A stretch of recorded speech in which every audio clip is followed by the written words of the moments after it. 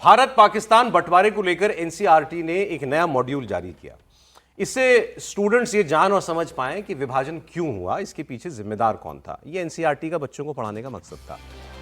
अभी तक जो कहानी सिर्फ जिन्ना की जिद तक सीमित मानी जाती थी, उसे एक व्यापक रूप दिया गया है। एनसीईआरटी के इस खास मॉड्यूल में भारत पाकिस्तान के विभाजन के लिए 3 लोगों को मुख्य तौर पर जिम्मेदार बताया गया। पहले तो स्वाभाविक तौर पर जिन्ना है, जिन्होंने अलग देश की डिमांड की, दबाव बनाया, पाकिस्तान बनवाया। दूसरा कांग्रेस पार्टी। एनसीईआरटी के इस मॉड्यूल में कहा गया कि कांग्रेस ने खासकर नेहरू जी और पटेल के नेतृत्व में विभाजन को स्वीकार कर लिया, उसकी राह चुन ली।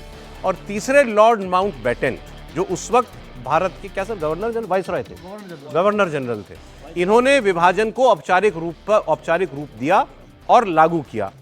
तो माउंटबेटन की जल्दबाजी या माउंटबेटन की संलिप्तता, कुछ लोग कहते हैं जिन्ना के साथ भारत को बांटने की, कांग्रेस पार्टी की ये अंदर से आतुरता, उसमें वजह बताई गई है कि आपने स्वीकार कर लिया जिन्ना की डिमांड को और जिन्ना की ये मूल मांग। इन 3 चीजों को जिम्मेदार बताया गया है। कांग्रेस पार्टी ने इस पर सख्त ऐतराज किया है। सुनिए।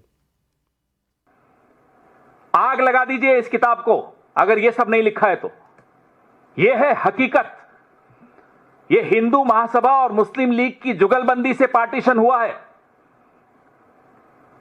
इतिहास के अगर सबसे बड़े विलेन कोई हैं तो राष्ट्रीय स्वयंसेवक संघ है। पीढ़ियां उनको माफ नहीं करेंगी जो उनका योगदान रहा है। मुखबिरी करते हुए उन्होंने अपने 25 साल उस वक्त के गुजारे और उस मुखबिरी में जुगलबंदी और की। मुस्लिम लीग के साथ, जिन्ना के साथ गए थे अडवाणी जी जिन्ना की मजार पर सजदा करने, शुक्रिया अदा करने।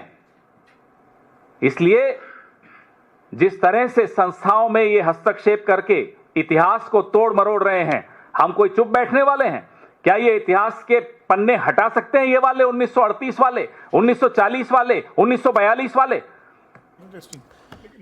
ये देखिए, इतना गहन मुद्दा है, गंभीर मुद्दा। हमारे यहाँ भी बहस शुरू हो गई ये खबर आते ही। बताइए अब ये साहब, क्या कांग्रेस पार्टी को, मतलब बच्चों को ये बताया जाएगा आज से कि देश का बंटवारा कांग्रेस पार्टी ने करवाया? देखिए, अब जब विभाजन हुआ था भारत और पाकिस्तान में, जब बंटवारा हुआ था, तो उस समय जो परिस्थितियां बनी हुई थी, तो देश इन कांग्रेस के हाथ में क्या था?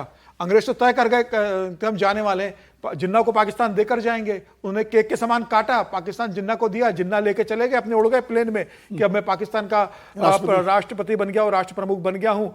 और भारत को यहाँ जो बसा हिस्सा मिला, कांग्रेस को स्वीकार ही करना था। क्या कांग्रेस के हाथ में वो ताकत थी कि अंग्रेजों से कह सकते थे कि भाई आप मत जाइए, आप रुकिए?